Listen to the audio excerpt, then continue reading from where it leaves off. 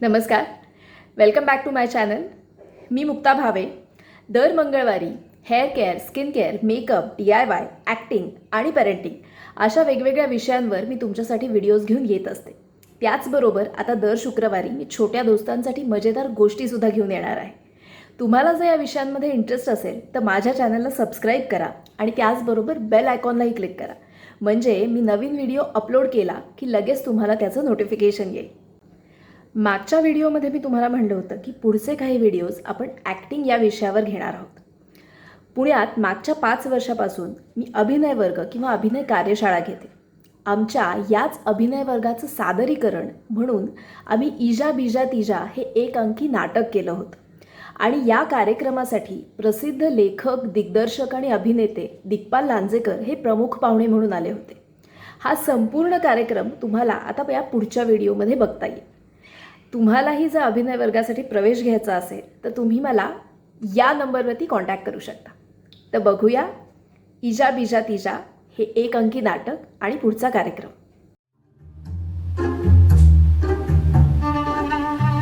श्री गजानन, रंगदेवता आणि रसिक प्रेक्षकांना विनम्र अभिवादन करून मुक्ता भावे अभिनय वर्ग सादर करीत आहोत 1 अंकी नाटक इजा बिजा तिजा. दिग्दर्शन मुक्ता भावे, प्रकाश योजना सुरेंद्र गोखले, संगीत संयोजन अभिजित इनामदार. सादर करीत आहोत 1 अंकी नाटक इजा बिजा तिजा.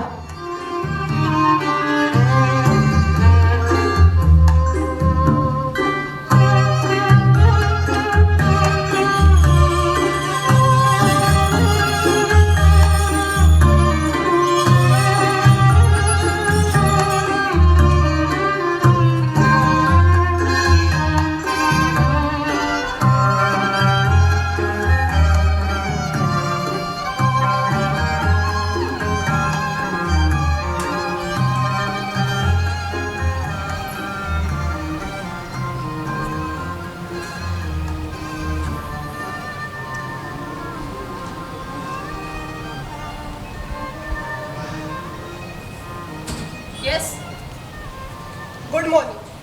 हे पहा, तुम्हाला जे काय बोलायचं आहे ना ते लवकर बोला, माझ्याकडे वेळ नाही. मी नेहा इनामदार. मग मी पत्रकार आहे. पत्रकार पत्रकार नेहा इनामदार म्हणजे जेलमध्ये मला पत्र. हो, मीच. ओ, मग आज काय पोस्टाचा संप आहे का? म्हणजे नाही, तुम्ही स्वतः इथे आलात म्हणून विचारलं.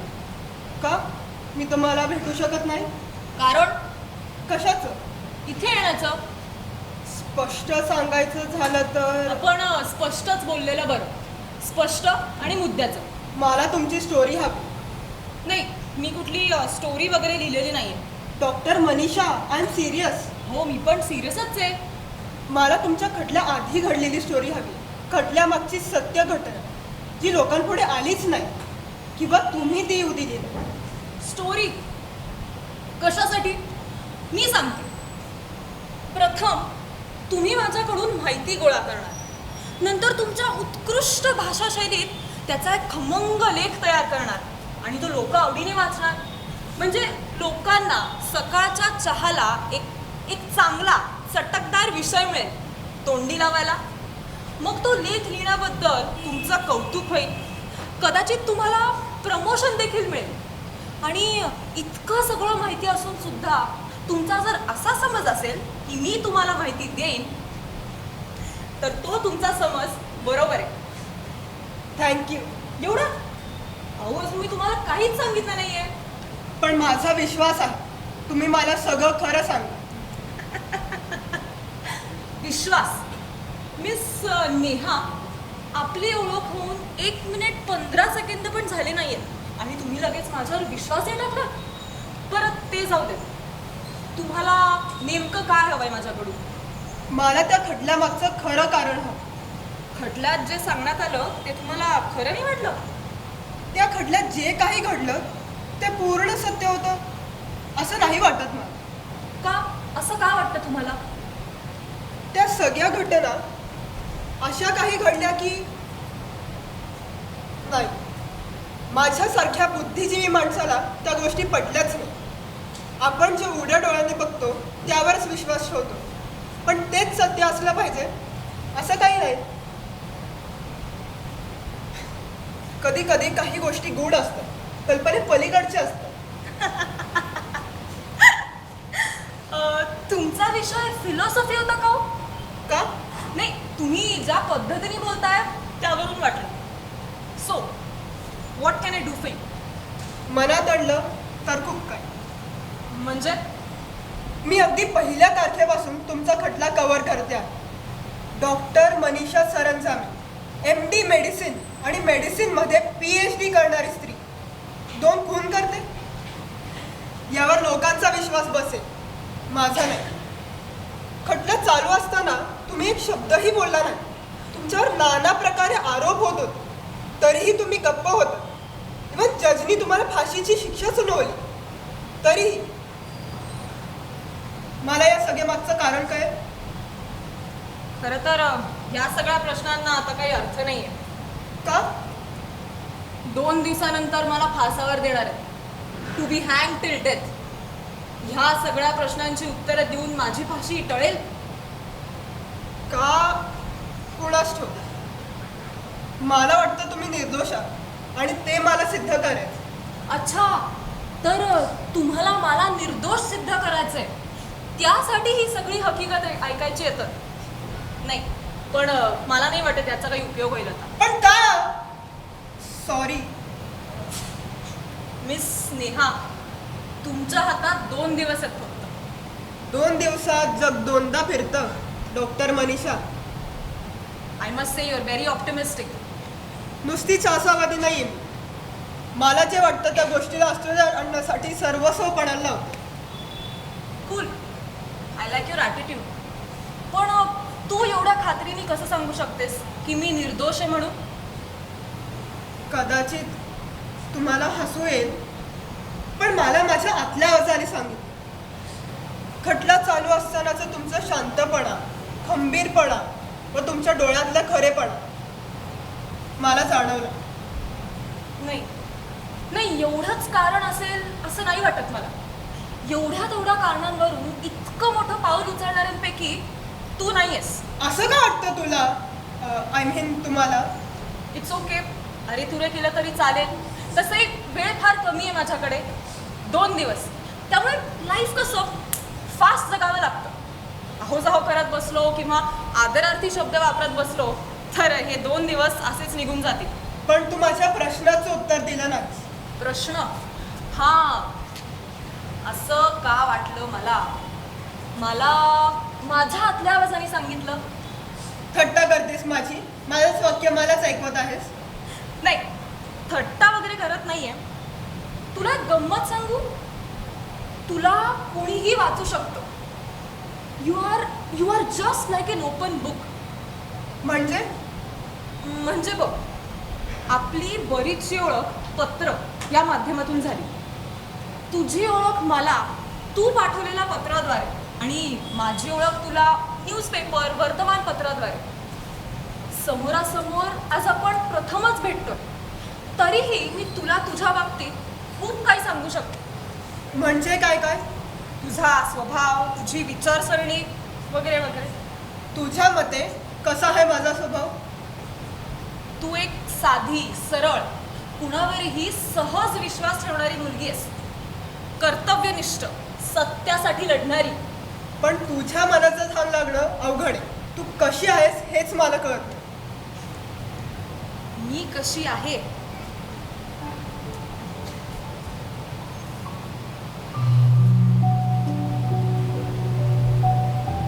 मृगदेहातील कस्तुरी सम दुर्लक्षित मी.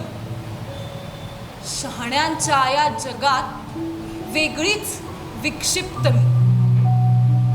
शिंपल्यातील मोत्यासारखी माझ्याच साठी आरक्षित मी.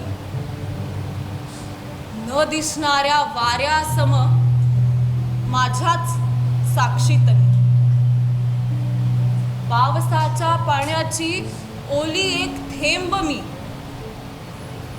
नवनिर्मितीचा ध्यास घेऊन जन्मलेली एक कोंब मी.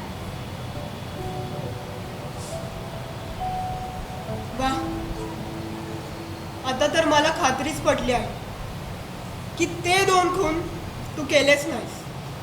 कशावरून? कवी मनाची माणसं हळवी असतात, ती कोणाचं खून करूच शकत नाही. पण मला कळत नाही, तू माझ्या केसमध्ये एवढा इंटरेस्ट का घेतेस? माझी फाशी तू चॅलेंज करायला निघालीस का? कारण माझ्या डोळ्यात तुला खरेपणा दिसतो म्हणून? नाही नाही, मला नाही पटत हे कारण. मी मगाचपासूनच सांगणं टाळत होते, पण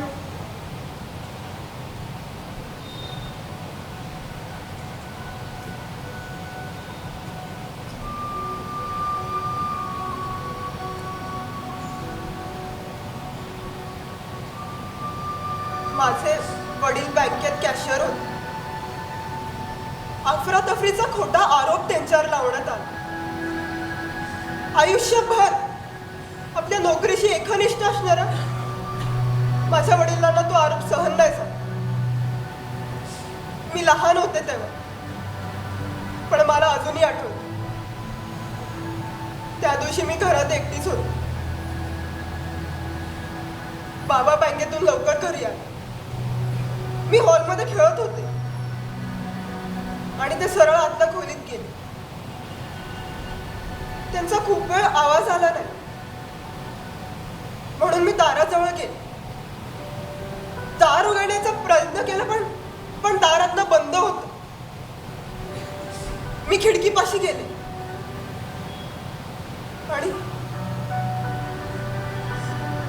आणि मी पाहिलं की बाबांनी घराला फास लावून घेतला होता.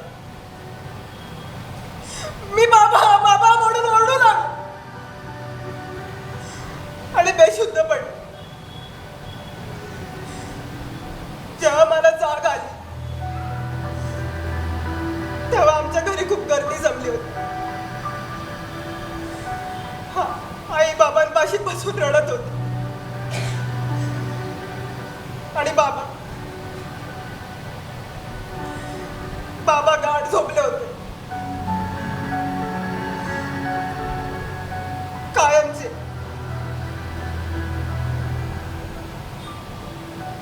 I am sorry. म्हणून फाशी म्हटले की मला बाबांचा चेहरा आठवतो. कुणालाच फाशी होणे असं मला वाटतं. पण ज्यांनी गुन्हा केलाय त्यांना शिक्षा झालीच पाहिजे. हो, पण इतर शिक्षा आहेत की, फाशीच का? जेवढा गुन्हा गंभीर तेवढी त्याची शिक्षाही गंभीरच असली पाहिजे. पण त्याने तो गुन्हा केला आहे कशावरून? ते सिद्ध करण्यासाठी कोर्ट असतं, वकील असतात. पण ज्या व्यक्तीवर आरोप आहे ती व्यक्ती कोर्टात काही बोललीच नाही, तर त्याचा अर्थ काय घ्यावा?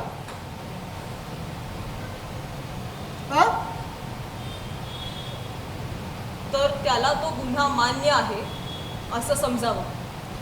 पण त्याचा चेहरा काहीतरी वेगळंच बोलत असेल तर? कोर्टाला चेहऱ्याची भाषा कळत नाही. पण मला कळते. बरं झालं तू जर्नलिस्ट आहेस. तू जज असतीस तर चेहऱ्यावरून तो माणूस निर्दोष आहे म्हणून सोडून दिला असतीस. तू मला सगळी हकीकत सांगणार आहेस की नाही? अगं पण तू कबूल केलेस. ठीक आहे, विचार तुला काय विचारायचं आहे ते. नाही, मला प्रश्नांची उत्तरं नको. मला तुझी पूर्ण बॅकग्राऊंड हवी. म्हणजे तू कुठे जन्मलीस, तुझी आर्थिक परिस्थिती, शिक्षण, सगळं सविस्तर ऐकायचं.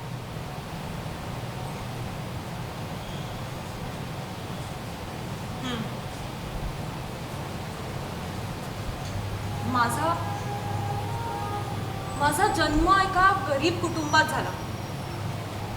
मुंबईत आम्ही एका चाळीत राहायचो.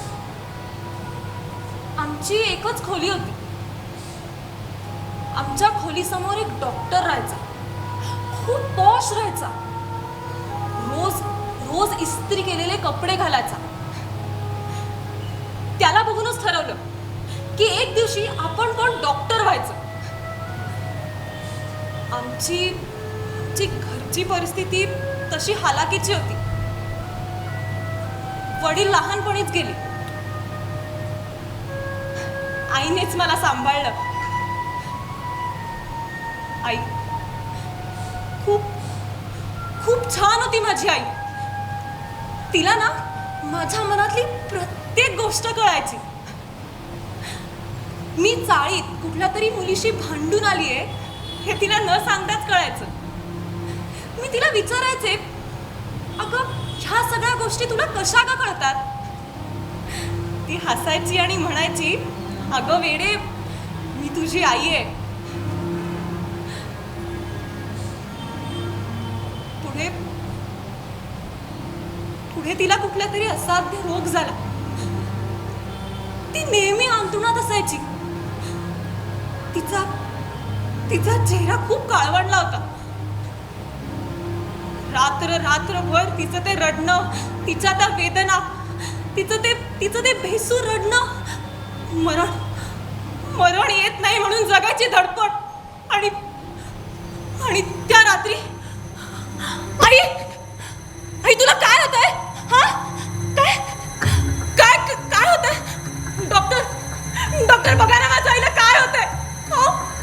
अहो पैशांचं काय घेऊन बसलाय? मी देते 1,00,000, 2,00,000, 3,00,000. पण जाऊ नका डॉक्टर, जाऊ नका ना. आई तू बोलत का नाहीयेस? आई डॉक्टर मनीषा, काय झालं?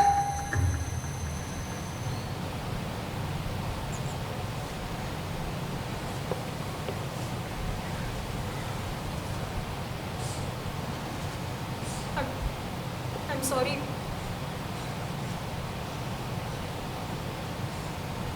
तेव्हाच ठरवलं, अशा एका औषधाचा शोध लावायचा की ज्यामुळे मरण सुसह्य होईल. कदाचित मी त्याच्यात यशस्वी पण झाले. रात्रंदिवस मी तहान भूक हरवून रिसर्च करत होते. दिवसेंदिवस मी रिसर्च रूमच्या बाहेरच यायचं नाही. आणि ज्या दिवसाची मी आतुरतेने वाट बघत होते तो दिवस आला. माझ्या प्रयत्नांना यश आलं. आता माझ्या औषधाने कुठलाच रोग होणार नाही या विचाराने मी खुश झाले. मी धावत माझ्या गाईडकडे गेले. मला वाटलं ते सुद्धा खुश होतील, मला शाबासकी देतील. पण असं काहीच घडलं नाही. उलट त्यांनी मला फैलावर घेतलं. त्यांच्या मते असं औषधच बनू शकत नाही, आणि ते बनलं तर ते मेडिकल प्रोफेशनला धोक्यात आणेल.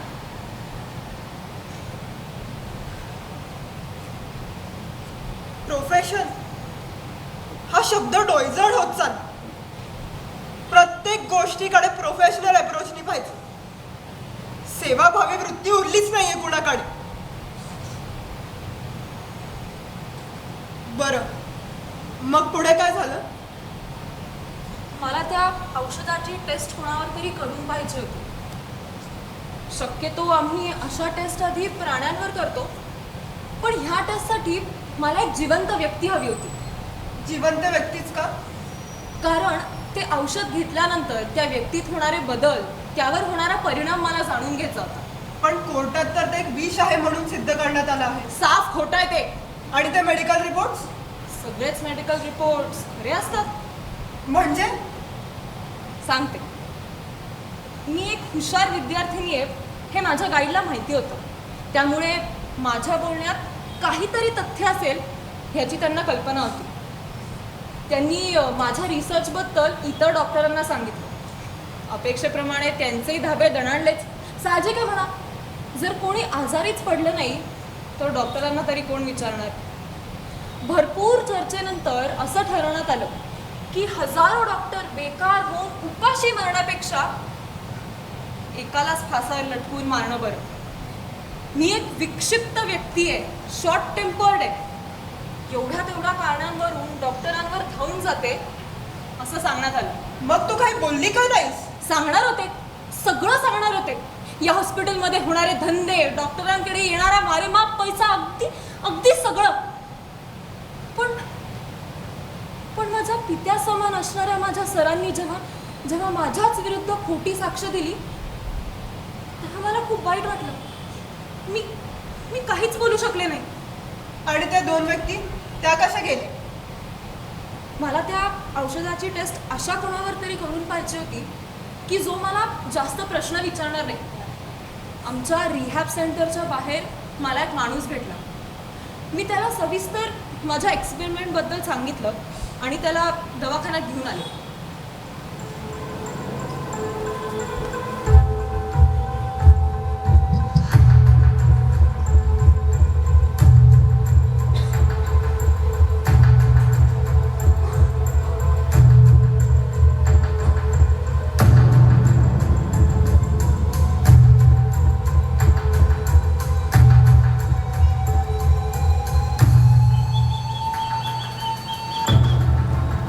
ये बस. हाच का तुझा दवाखाना? हो बस.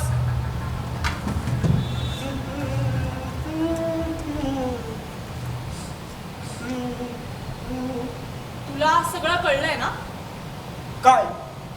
हा हा म्हणजे तू आपल्याला इंजेक्शन देणार आणि तुझं काय ते एक्सपेरिमेंट. हा तेच तेच ते सक्सेसफुल झालं की तुला मिळणाऱ्या पैशांपैकी 50% तू आपल्याला देणार. 1 मिनिट, पण आपलं 20% ठरलं होतं. ए शाणे, तू का आपल्याला शेंडी लावती का? चायला लाईफ डेंजर मध्ये टाकणार आपण आणि आपल्याला फक्त 20%. 50% जाणार असेल तर बोल, तर आपण चाललो. ठीक आहे घे बाबा बस. लगेच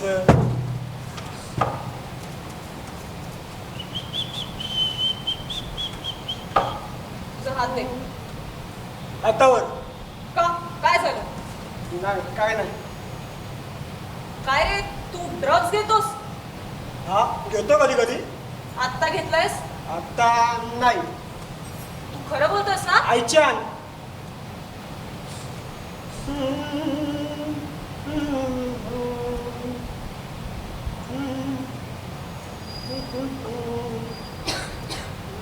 तुझं नाव काय? मुन्ना. पण प्रेमाने लोक आपल्याला सगळे ऋतिक म्हणतात. हा तसाच ठेव.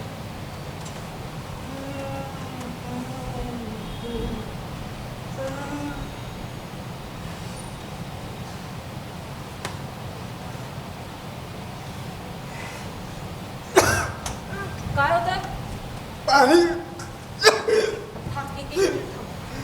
पाणी पाणी अरे अरे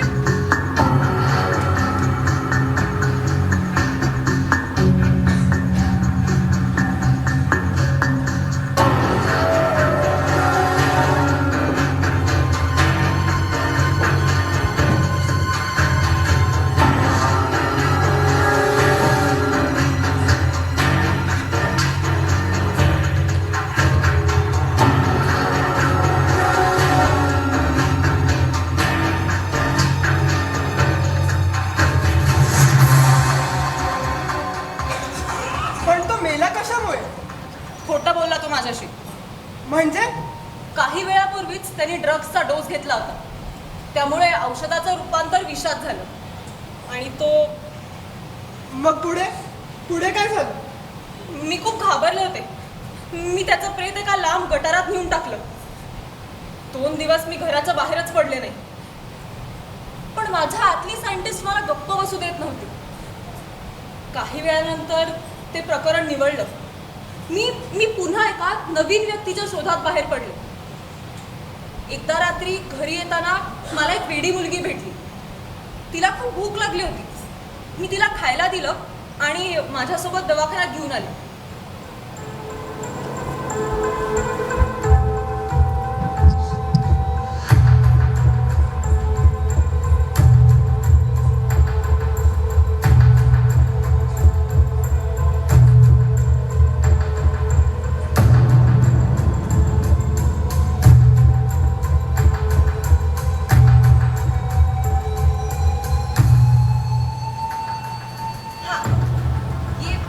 हळू ये. हा बस इथे. हा मला सांग, तुझं नाव काय? हा तुझं नाव काय? गुड्डी. गुड्डी.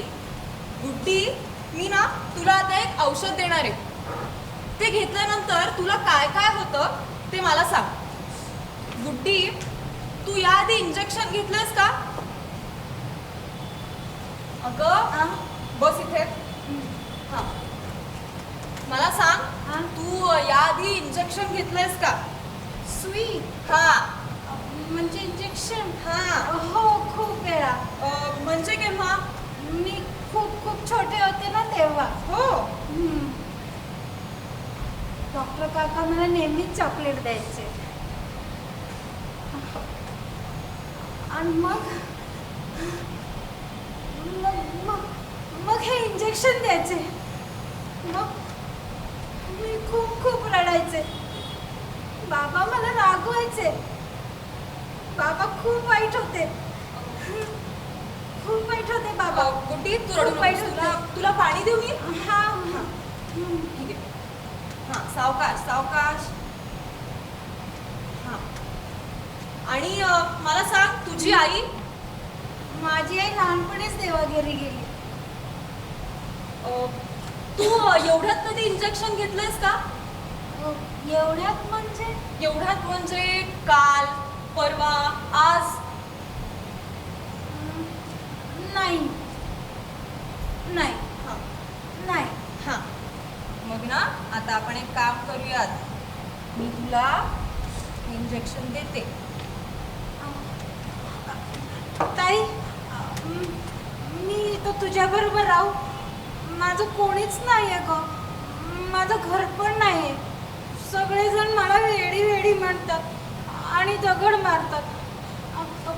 पण पण तू खूप चांगली आहेस. मला तू खूप आवडली. सांग ना, मी इथं तुझ्या बरोबर राहू? सांग ना. चालेल, पण तू इथे बस आधी. तुला माझं ऐकावं लागेल हा? हो, ऐकशील ना? ऐकशील ना? हा.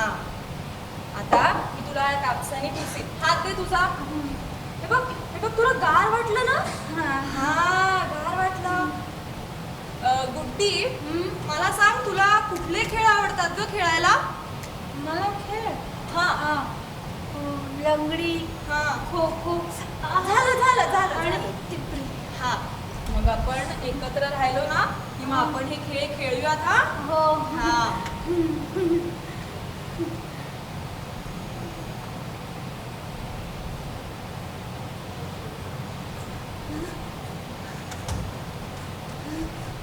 गुड्डी, काय होतं तुला? पाणी. हे घे. आहे पाणी. हे घे. हे घे. हा, तुला बरं वाटतं का?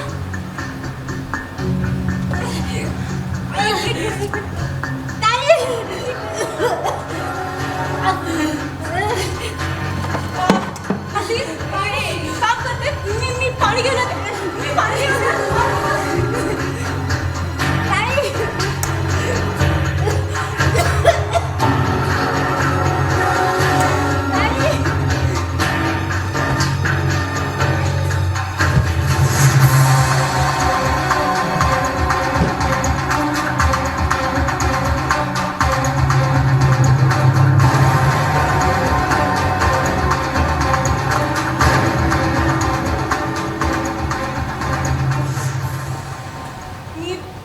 मी कुठे पाणी किंवा कोल्ड्रिंक आहे का बघायला बाहेर पडले.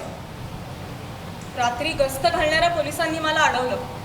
मी त्यांना सांगितलं की माझ्या मैत्रिणीला कोल्ड्रिंक हवंय, ते घ्यायला मी चालली आहे. पण त्यांचा माझ्यावर विश्वास नाही बसला. त्यांनी माझ्यासोबत एका लेडी कॉन्स्टेबलला मी खरं बोलते की नाही ह्याची शहानिशा करायला पाठवलं. मी आणि ती लेडी कॉन्स्टेबल जेव्हा क्लिनिकमध्ये पोचलो तेव्हा ती मुलगी तिथं नव्हतीच. ती कुठे गेली आहे काहीच कळत नव्हतं. मी खूप घाबरले. मी त्या लेडी कॉन्स्टेबलला तिथून ढकललं आणि पळू लागले. पण शेवटी मला पोलिसांनी पकडलं. आणि गुड्डी, तिचं काय झालं? 2 दिवसानंतर तिचं प्रेत एका गटारात सापडलं. पण तिने तर कुठलीच नशा केली नव्हती, मग ती कशी मिळेल? बहुतेक गटाराचं गढूळ पाणी तिच्या नाकातोंडात गेलं असणार, त्यामुळे ती मेली असणार. पण पोस्टमॉर्टम रिपोर्टमध्ये तर ती तू दिलेल्या औषधामुळे मेली आहे असं म्हणलं आहे. बहुतेक गटाराचं गढूळ पाणी तिने प्यायलं असणार, त्यामुळे औषधाचं रूपांतर विषात झालं असणार. हो, हे असंच झालं असणार. अच्छा, तर हे सगळं असं आहे तर. आणि पुढे तुला सगळं माहितीच आहे. त्या खोट्या साक्षी, ते खोटे पुरावे. पण तू बाई, भेटायची वेळ संपली आता. ठीक आहे, मी येते. आता ती औषधाची बाटली कुठे? पोलीस कस्टडीत. का? नाही, काय नाही. मी उद्या पुन्हा येईन आणि जमलं तर तुला नक्की मदत करेन. Neha, thanks for everything.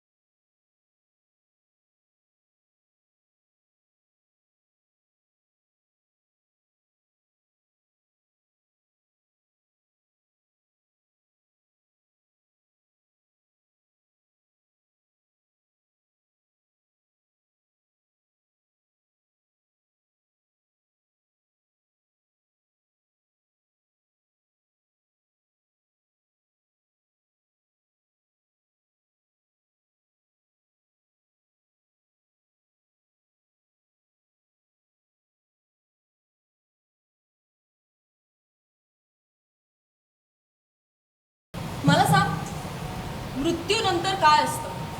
म्हणजे साधा सोपा प्रश्न आहे. मृत्यूनंतर काय असतं? म्हणजे मृत्यूनंतर आणखी एक जीवन असतं का अजून काही असतं? ते मला कसं ठाऊक असणार? मी तर अजून जिवंत आहे. पण तुला काय वाटतं? म्हणजे तू काय विचार केलायस याबद्दल? मी असल्या फालतू गोष्टींचा विचार करत नाही. फालतू? ते एक न टाळता येणारं सत्य. तुला एक गंमत सांगू? मला जेव्हा फाशीची शिक्षा सुनावली गेली ना, तेव्हा मी वर कितीही खंबीर दिसत असले तरी आतून कोलमडले होते. मग माझ्या मनात एक विचार आला. रादर मला प्रश्न पडला की मृत्यूनंतरचं जीवन कसं असेल. आपण ज्याला मृत्यू म्हणून घाबरतो, कदाचित त्यानंतर एक सुखद जीवन देखील असेल. जरा विचार कर, आपले सगळे जुने नवे मित्र मैत्रिणी एकत्र बसून गप्पा मारतील. तिथे कुठलाच भेदभाव नसेल. म्हणजे उच्च नीच गरिबी असा कुठलाच भेदभाव नसेल. हा, भेदभाव असलाच तर तो स्वर्गात किंवा नरकात जाणाऱ्या व्यक्तींमध्ये.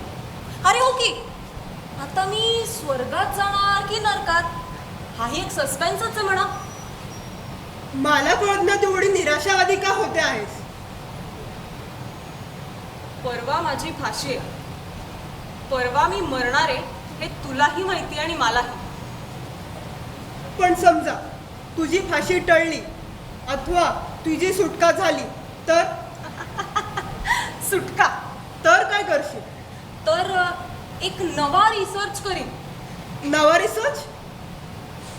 आपला ज्या व्यक्तींशी काहीही संबंध नाही, त्यांनी केलेल्या किंवा न केलेल्या गुन्ह्याबद्दल, त्यांना होणाऱ्या शिक्षेतून त्यांची निर्दोष मुक्तता करण्यासाठी आपलं सर्वस्व पणाला लावणारी ही व्यक्ती, थोर व्यक्ती कुठल्या हाडामासाची बनली आहे ह्यावर रिसर्च करीन. आणि अशा व्यक्तींची संख्या आपल्या समाजात कमी का आहे व ती वाढवण्यासाठी काय केलं पाहिजे ह्यावर रिसर्च करेन. झालं तुझं बोलून? मला कळत नाही तू एवढी कॅज्युअली कशी बोलू शकतेस. नेहा, मला शिक्षा होणार हे निर्विवाद सत्य आहे आणि मी ते स्वीकारलंय. मला शिक्षा होणार याचं दुःख नाहीये, रादर मला शिक्षा झालीच पाहिजे. माझ्या हातून 2 लोकांचा खून झालाय. त्याला खून म्हणत नाही. जे काय म्हणत असते, पण एकाच एक हा सृष्टीचा नियम आहे. फक्त वाईट एवढंच वाटतं की माझं औषध विष नाहीये. 1 मिनिट.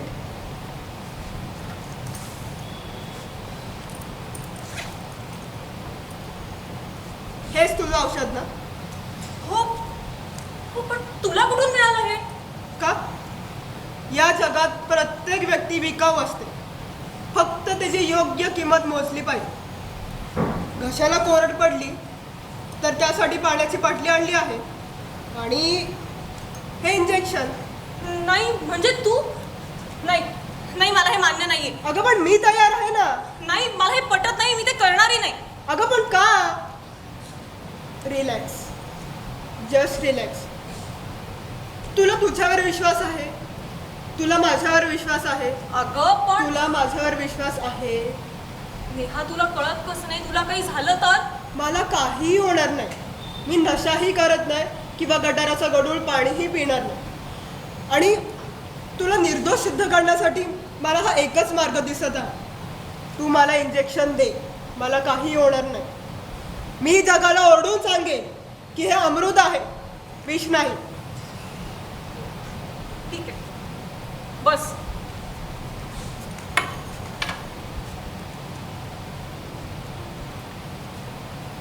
तुझ्या कुर्त्याची बाही वर कर.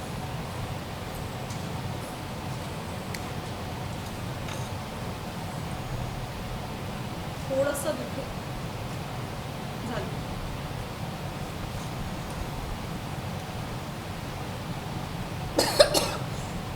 सावकाश.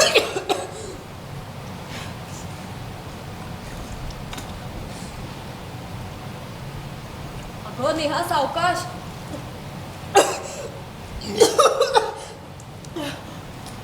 हळू हळू. काय होतं? बरं वाटतंय का? हा मनीषा, हा. माझा जीव गुद मरतोय. अगं अगं, घाबरू नकोस. सगळ्या वेदना संपतील, फक्त थोड्या वेळ असतील. नंतर तुला शांत झोप लागेल. कुठल्याच वेदना नसतील. तुला आता शांत झोप लागेल, कायमची.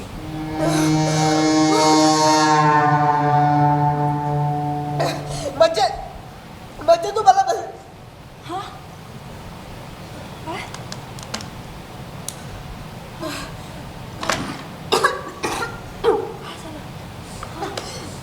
म्हणजे तुम्हाला फसवलंस? नाही, अजिबात नाही. मृत्यू तुला आता आपल्या बाहुपाशात ओढून घे. तू एका वेगळ्याच जगात जाशील. त्या जगात कॅन्सर, टीबी, एड्स असे कुठलेच रोग नसतील, वेदना नसतील. मग मी तुला फसवलं असं कसं म्हणतेस तू? मला कळत नाही, लोक मरणाला एवढं का घाबरतात? मरण आहे म्हणून तर जीवन सुसह्य आहे.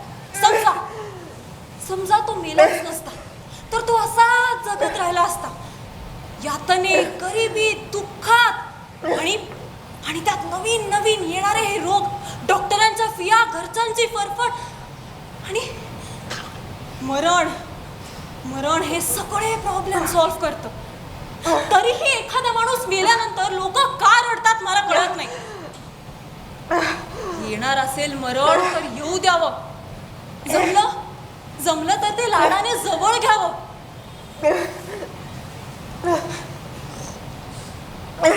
आता तुला प्रश्न पडला असेल की मी अशी का वागले.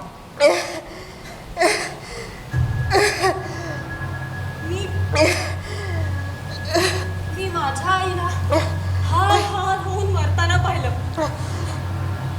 तिच्या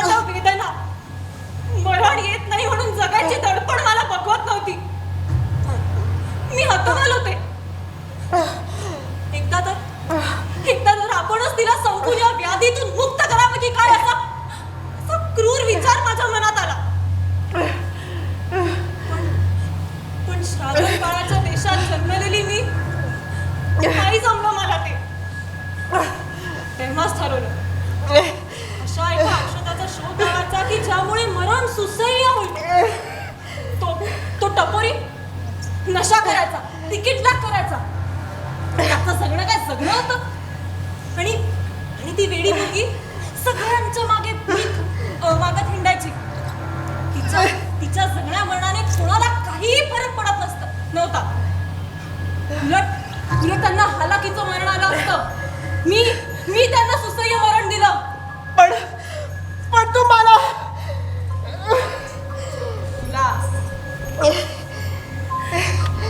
तुला मारायची माझी अजिबात इच्छा नव्हती. असा नाईलाज होता. मला एक वाईट सवय पैज लावायची. तो इथला जेलर आहे ना, महाआरामखोर आहे. आत टाकताना मला तो म्हणाला की तू आता कोणाचाही खून करू शकत नाहीस. मी त्याच्याशी पैज लावली. आणखी एक व्यक्ती तो मला म्हणाला की माझ्या जेलमधून अजून कुठलाच कैदी पळाला नाहीये. त्या मूर्खाला याची काय कल्पना होती की कुणाचा खून करण्यासाठी मला जेल तोडून जायची काय गरज आहे? ते काम मी आतमध्ये बसून सुद्धा करू शकते. आणि तेव्हाच मला तुझी पत्र येऊ लागली. मी म्हणालो, यही है my choice, baby.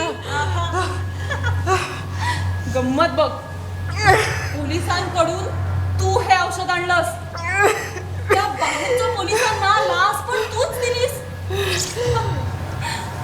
विनाशकाले विपरीत बुद्धी म्हणतात ना, ते हे. माझी आई मी लहान असताना नेहमी एक गोष्ट सांगायची. एखादी घटना दोनदा घडली की तशीच घटना पुन्हा दुसऱ्यांदा घडते. हिजा तो टपोरी, तिजा ती वेडी मुलगी आणि तिजा तू. जेलर, मी पैज जिंकले.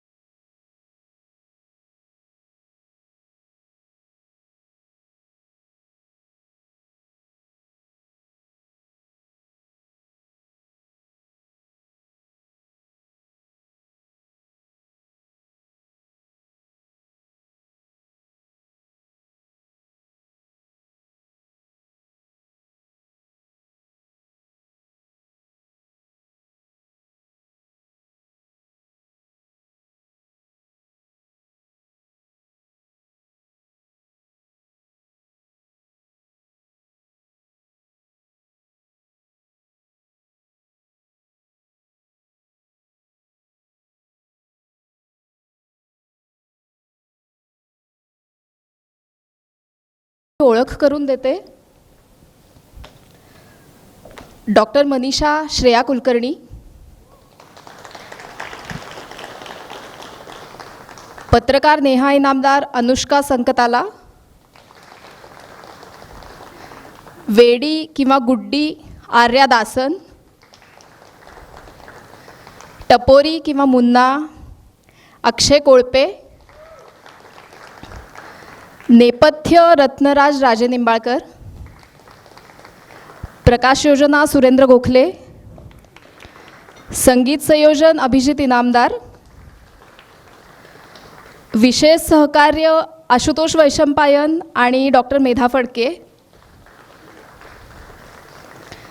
दिग्दर्शन मुक्ता भावे. यानंतर 10 मिनिटांचं मध्यंतर असेल आणि त्यानंतर 2 एकपात्री प्रवेश असतील आणि पुढचा कार्यक्रम असेल.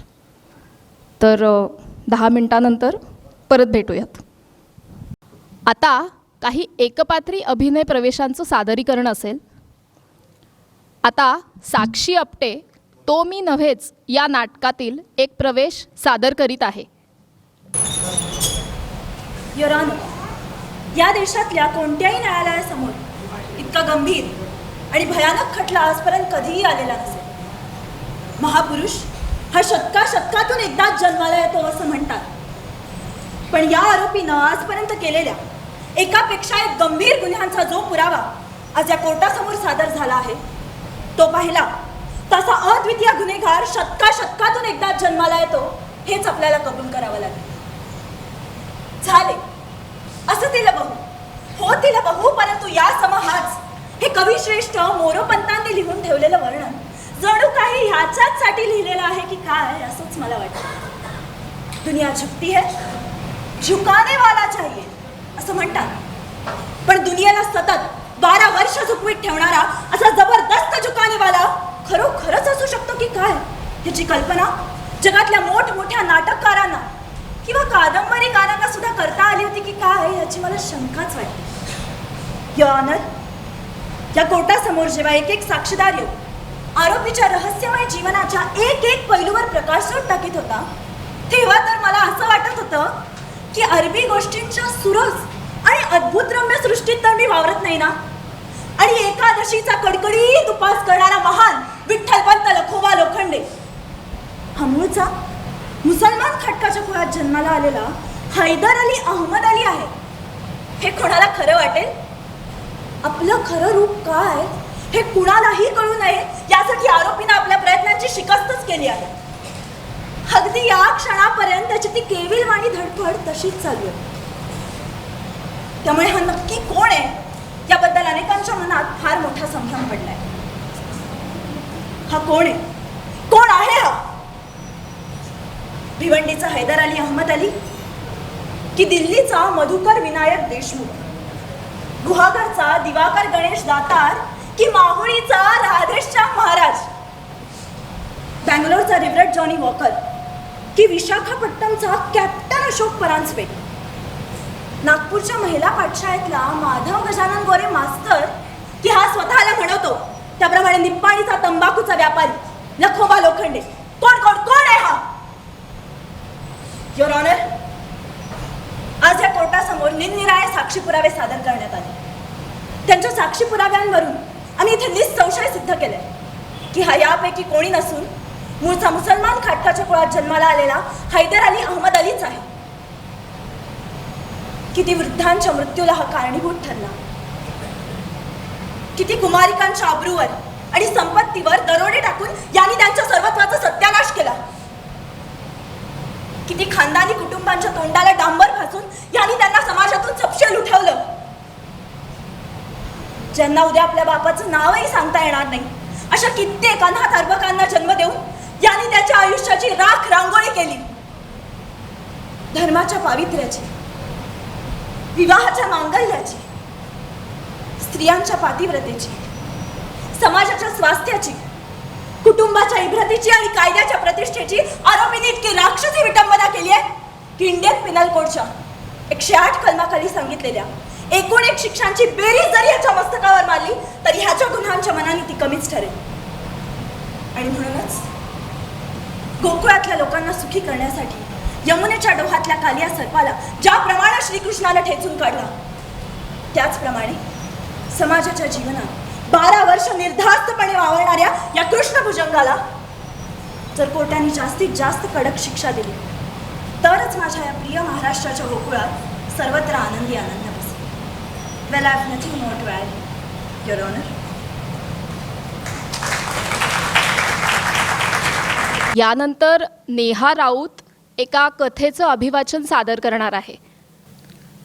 नमस्कार, मी रत्नाकर मतकरी लिखित टोक टोक पक्षी ही कथा तुमच्यापुढे सादर करते. Hello, doctor Jaykar speaking. Doctor, मी जनार्दन बोलतोय. थोडं काम होतं पण फोनवर सांगण्यासारखं नाही आहे. घरी कधी भेटाल? रात्री येतोस? साधारण 10च्या सुमाराला. त्याआधी मी येतच नाही हॉस्पिटलमधनं. येतो आज रात्री. बाकी सगळं ठीक? बेबी मजेत? तिच्याबद्दलच आहे. रात्री सांगतो. तशी ती आजारी वगैरे नाही, पण असंच. मग ये रात्री. Thank you doctor. बेबीबद्दलच आहे. फोनवर सांगण्यासारखं नाही. म्हणजे काय असेल? ओ गॉड, एवढी चिमुकली गोड पोरगी बेबी. जेमतेम 5 वर्षांची असेल. तिला काय झालं असेल एकाएकी? त्यातून आजारी नाही म्हणतो, मग डॉक्टर कशाला? झालं तरी काय या पोरीला? तिला काय झालंय हेच समजत नाही आम्हाला.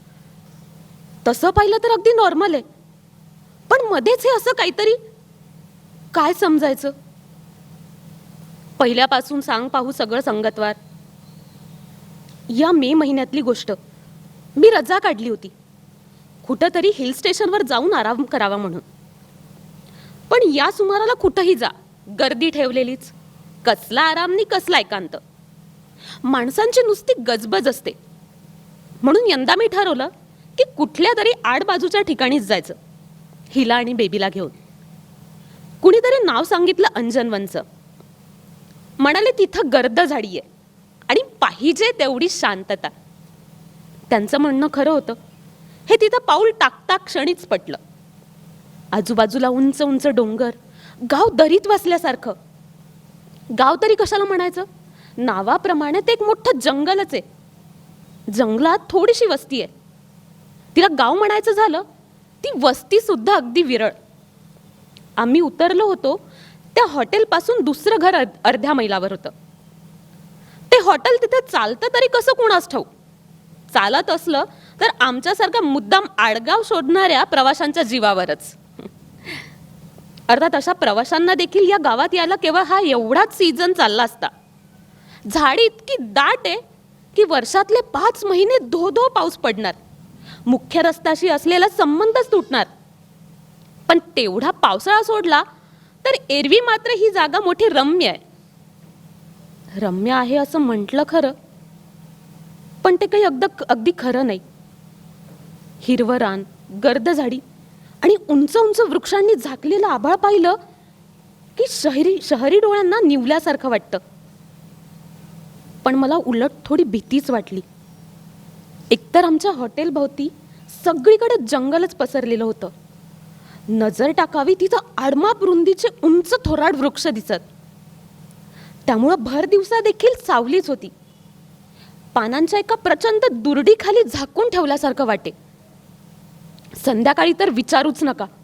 5:30ला काळोख पडायला लागायचा आणि रात्रीचं ते झाडाचं राक्षसी सैन्य आपल्या भोवती टेहळणी करत उभं आहे असं वाटून जीव दडपायचा. आणि या सगळ्या गुदमरून सोडणाऱ्या वातावरणात भर टाकणारी आणखी एक गोष्ट म्हणजे सुतार पक्ष्यांचा आवाज. या सगळ्या झाडांवर एकूण सुतार पक्षी होते तरी किती कोण जाणे. त्या गर्द झाडीत ते दिसत तर काही नसत, पण त्यांचं टोकटोक टोकटोक मात्र दिवसभर चालू असायचं. सगळ्यांची मिळून ती घण घातल्यासारखी टोकटोक ऐकून घाबरल्यासारखं व्हायचं.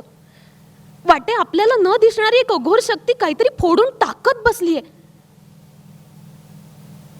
त्यातनं त्या रानात दुसरा कसलाच आवाज नव्हता. सगळं अगदी चिडीचिप, स्तब्ध, जागच्या जागी निश्चल. त्यामुळे ती टोकटोक जशी काही अंगावर येई. नंतर आम्हाला त्या आवाजाची सवय झाली, पण सुरुवातीला मात्र आम्ही त्या आवाजापायी दोघंही जण अगदी बेचैन झालो होतो. तुम्ही दोघं आणि बेबी. आश्चर्य म्हणजे बेबीला तो आवाज आवडायचा. पहिल्यापासून जशी काही ती त्या आवाजानं भारली होती. मध्ये 5 मिनिटं जरी आवाज थांबला तरी ती विचारायची, बाबा टोकटोक का बंद झाली? आणि ती पुन्हा सुरू झाल्यावरच तिचं समाधान व्हायचं. शेवटी तिला आम्ही म्हणायला लागलो, अगं आता इथं तुला एकसारखी टोकटोक लागते, परत घरी गेल्यावर कुठून मिळणार टोकटोक? हाच प्रश्न एके दिवशी तिला विचारला. तेव्हा ती म्हणाली, माझ्याकडे आहे टोकटोक. तिच्या बोलण्याची आम्हाला गंमत वाटली. आम्ही विचारलं, तुझ्याकडे कशी येईल टोकटोक? त्यासाठी टोकटोक पक्षी हवा. तशी ती म्हणाली, माझ्याकडे आहे टोकटोक पक्षी. मी म्हटलं, कुठं आहे? ती किंचित गंभीर होऊन म्हणाली, तुम्हाला दिसत नाही पण माझ्याजवळ आहे, खरंच आहे. तुम्हाला सांगतो डॉक्टर, ते शब्द ऐकले आणि माझ्या अंगावर सर्कन काटा उभा राहिला. खरं तर भीती वाटण्याचं काहीच कारण नव्हतं. आमचं सगळं बोलणं गमतीचंच चाललं होतं आणि तरी देखील मला बेबीचे शब्द कुठेतरी अशुभ वाटले. कदाचित हा तिथल्या वातावरणाचा परिणाम असेल.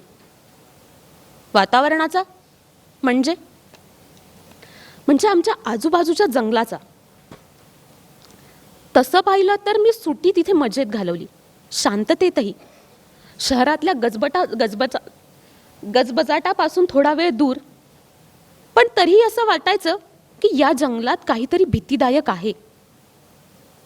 कदाचित असं असेल, निसर्गाचं असं लांबरुंद पसरलेलं भव्य शुद्ध स्वरूप पाहण्याची सवय नसल्यामुळे त्या झाडांच्या दुनियेत आम्हाला भीती वाटली असेल. एकसारखं लाकूड फोडीत राहणाऱ्या त्या अदृश्य पक्षाची चिकाटी भयप्रद असेल. काहीही असेल, पण असं वाटायचं की या सगळ्यापासून आपण जेवढे लांब जाऊ तेवढं बरं. त्यातलं काहीही आपल्याबरोबर यायला नको. पण बेबीला मात्र ते सगळं आपलंसं वाटत होतं. लहान मूल निसर्गाच्या अधिक जवळ जात असेल म्हणून असेल, पण ती त्या वातावरणात रमली होती. जो आवाज आम्हाला नकोसा वाटत होता तो ती बरोबर घेऊन जाऊ पाहत होती. इथं परत आल्यावर मात्र आम्ही सगळं काही विसरून गेलो. ते भीती दाखवणारं जंगल, तो पक्ष्यांचा न थांबणारा आवाज आणि त्यावरचं बेबीचं बोलणं देखील. इथं आल्यावर आम्ही कोणीच अंजनवनाच्या आठवणी काढल्या नाहीत, बेबीनं देखील. म्हणूनच नंतर एके दिवशी या तिच्या वागण्याचं मला आश्चर्य वाटलं. ही आत काहीतरी काम करत होती. मी बाहेरच्या खोलीत वाचित बसलो होतो. समोरच बेबी ठोकळे मांडून खेळत होती. खेळता खेळताच ती एकदम अपूर्व आनंद व्हावा तशी ओरडली, आला. मी दचकून विचारलं, कोण आला? टोक टोक पक्षी. झाडांमध्ये फिरायला गेला होता तो इतके दिवस, आता परत आला. म्हणजे बेबी अजून टोकटोक पक्षाला विसरली नव्हती तर. पण गेला काय आणि आला काय काही समजण्यासारखं नव्हतं म्हणा. 5 वर्षांची ती मुलगी, ती बोलण्यात कसली गंमत शोधायची. तो म्हणतो, मला भूक लागली आहे म्हणून परत आलो. बेबी म्हणाली, तुला समजते त्याची भाषा? हो, हळूच टोकटोक करून कानात सांगतो. मी बेबीचं बोलणं गंमत म्हणून सोडून दिलं. पण 4च दिवसांनी घरात एक वाईट गोष्ट घडली. आम्ही पोपट पाळला होता. त्याच्या पिंजऱ्याचं दार बहुधा उघडं राहिलं. सकाळी पाहिलं तर विठू मेलेला. बहुत करून शेजारच्या काळ्या बोक्यानं त्याच्यावर हल्ला केला असावा. पण एक गोष्ट थोडी विचित्र वाटण्यासारखी होती. बोक्यानं हल्ला केला असता तर सगळीकडे पिसच पिसं पडली असती, जागोजाग रक्त निघालं असतं. पण इथं तसं काहीच झालेलं नव्हतं. इथं पोपट्याच्या डोक्यात एक आरपार भोग पडलेलं होतं आणि तेवढ्याच जागेवर रक्तामांसाचा चिखल पडला होता. शिवाय पिंजऱ्याचं दार उघडं राहिलं असं म्हटलं तरी ते स्पष्टीकरण द्यायचं म्हणून. पण खरं पाहता दाराची कडी जशीच्या तशी बंद होती. आम्ही काळ्या बोक्याचं नाव घेतलं तेव्हा बेबी काही बोलली नाही. आश्चर्य म्हणजे विठू मेला तरी सुद्धा ती रडली नाही. दिवसभर गप्पच होती, जशी काही मनातल्या मनात काहीतरी घोळवत होती, कसला तरी विचार करत होती. 5 वर्षांची मुलगी अशी गप्प बसून विचार करत राहिली तर ते पाहणाऱ्यांना कसं वाटेल. संध्याकाळी जसं काही तिच्यानं राहावे ना, ती माझ्याजवळ आली आणि मला म्हणाली, बाबा तुला एक गंमत सांगू. ती मला अरेतुरे करते. आईपेक्षा मीच तिला जवळचा आहो. आमचं एकमेकांशी भलतंच चांगलं पटतं. म्हणूनच बहुधा तिनं आपलं गुपित आईला न सांगता मला सांगायचं ठरवलं असावं. कसली गंमत? विठ्ठूला की नाही काळ्या बोकाने मारलं नाही, मग त्याला टोकटोक पक्षाने मारलं. कुठं आहे टोकटोक पक्षी? आता गेलाय झाडांमध्ये फिरायला. त्याला भूक लागली होती, आता पोट भरलं गेला. मग मला नाही दिसला तो? कसा दिसेल? कोणालाच नाही दिसत तो. म्हणजे तो नाहीच, तू उगाच काहीतरी सांगते. तिला वाईट वाटू नये म्हणून मी विचारलं, माझी गंमत करतेस होय ना? नाही, तो खरंच आहे. तुम्हाला कळत कसं नाही हो? मी सांगितलं ना, तो आलाय माझ्या बरोबर म्हणून. दिसला नाही म्हणून काय झालं? त्यांनी चोचीनं टोकटोक करून भोग पाडलेलं ते तर दिसतं ना आपल्याला. कुठलं मग आठवलं? पोपटाच्या इवल्याच्या डोक्यात पडलेलं भोग. मी शहारलो. बेबीला विचारलं, त्यानंच ते पाडलंय हे तुला कसं माहीत? आणि यावर तिने जे सांगितलं ते ऐकून, डॉक्टर, मला वेळ लागण्याची पाळी आली. काय सांगितलं तिनं? ती म्हणाली, नाही डॉक्टर, मला त्याचा उच्चार सुद्धा करावासा वाटत नाही. असं काय करतोस जनार्दन? सांग तर खरं. ती म्हणाली की टोकटोक म्हणाला, मी पोपटाचं डोकरं पोखरून खातो. मी नको म्हटलं तर म्हणाला, तू नको म्हणालीस तर मी तुझाच डोकं पोखरून मेंदू खाईन तुझा. खाल्लाही असता त्यानं. भूकच लागली होती ना त्याला भयंकर. Thank you so much. मी दिग्पाल सरांना आणि बिपिन सुर्वे यांना विनंती करते की त्यांनी मंचावर यावं. दिग्पाल लांजेकर यांची वेगळी ओळख करून द्यायची खरं तर गरज नाही. फर्जंद, फत्ते शिकस्त, पावनखिंड आणि शेर शिवराज या सिनेमांचे दिग्दर्शक, लेखक आणि अभिनेते म्हणून तुम्ही सर्वजण त्यांना ओळखताच. आजच्या कार्यक्रमाला ते प्रमुख पाहुणे म्हणून आले म्हणून मी त्यांचे मनापासून आभार मानते. आणि आमच्याकडून एक छोटीशी भेट म्हणून त्यांनी हा पुष्पगुच्छ स्वीकारावा अशी त्यांना विनंती करते.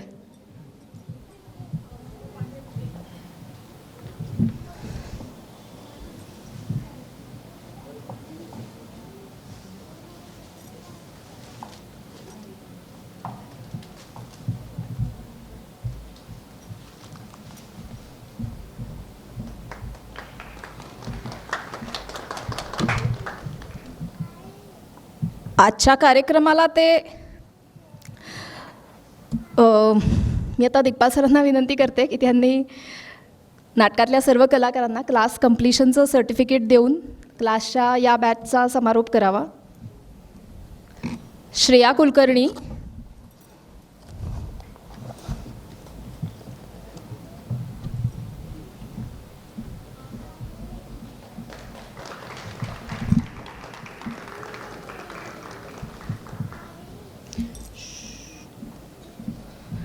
अनुष्का संकताला,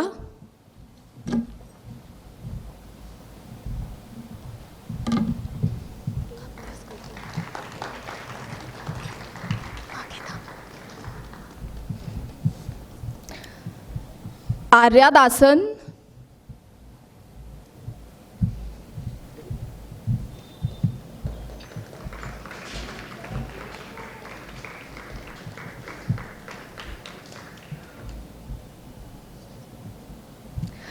अक्षय कोळपे,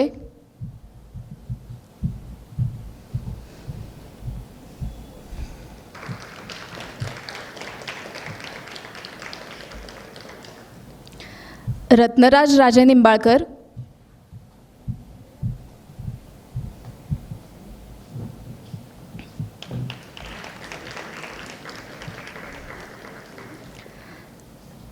साक्षी आपटे,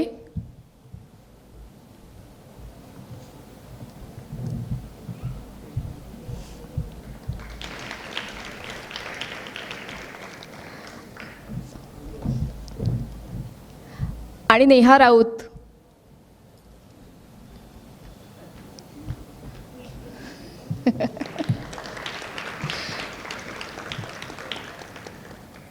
मी दिग्पाल सरांना विनंती करते की अभिनय क्षेत्रात येऊ इच्छिणाऱ्या आमच्या विद्यार्थ्यांची त्यांनी मार्गदर्शनपर 2 शब्द बोलावेत.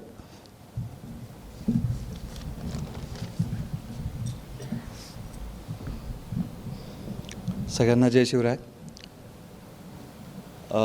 खूप सुंदर सादरीकरण आत्ता झालं. मुक्ता भावे अभिनय वर्ग.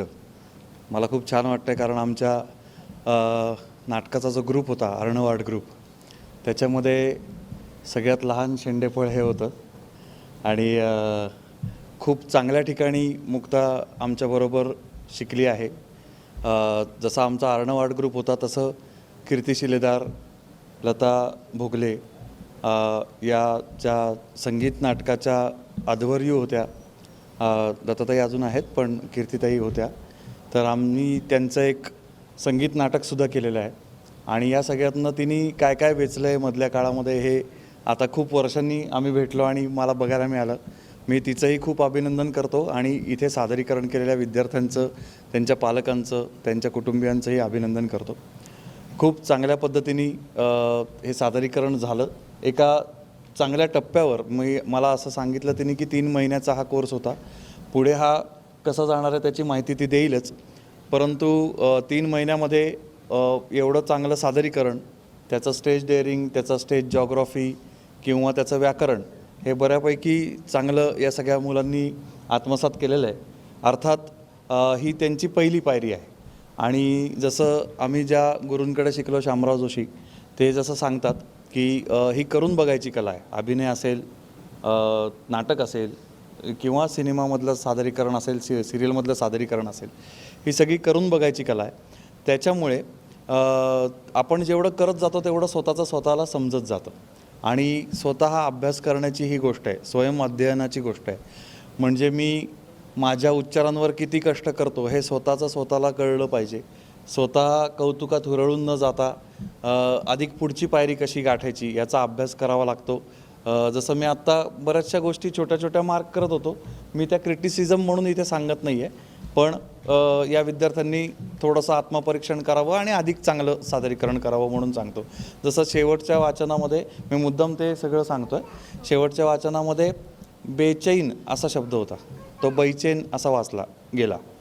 तो कधी कधी परफॉर्मन्सच्या भरात होतो, कधी कधी स्टेजच्या अँझायटीमध्ये होतो, अस्वस्थता येते. या सगळ्यामध्ये या गोष्टी घडतात, पण त्या घडू नयेत यासाठी सातत्याने सराव करायचा असतो. मी या सगळ्या विद्यार्थ्यांना ह्याच्यामध्ये हेच सांगेन की जसं संगीत आहे, नृत्य आहे, तसं अभिनय किंवा सादरीकरण, मी सादरीकरण अशा अर्थाने म्हणतो की अगदी गरजेचं नाही की प्रत्येकजण स्टेजवर येऊन सादरीकरण करेल, कॅमेराच्या समोर सादरीकरण करेल.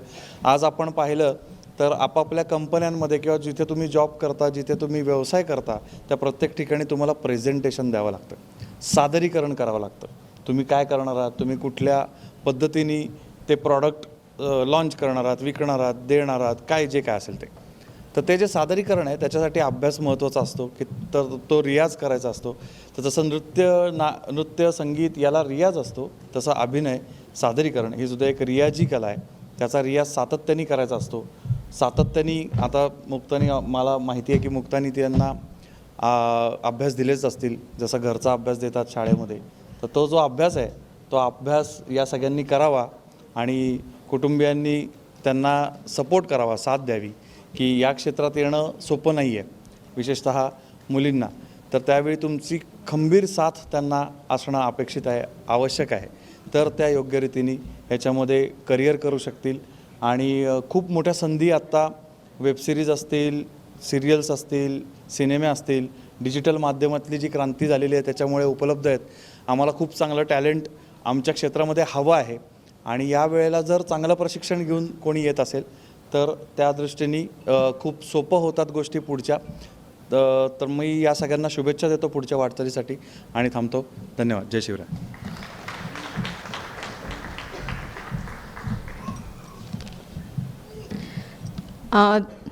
दिग्पाल सर, तुम्ही वेळात वेळ काढून आलात आणि आमच्या विद्यार्थ्यांना प्रोत्साहन दिलं, याबद्दल तुमचं मनापासून आभार.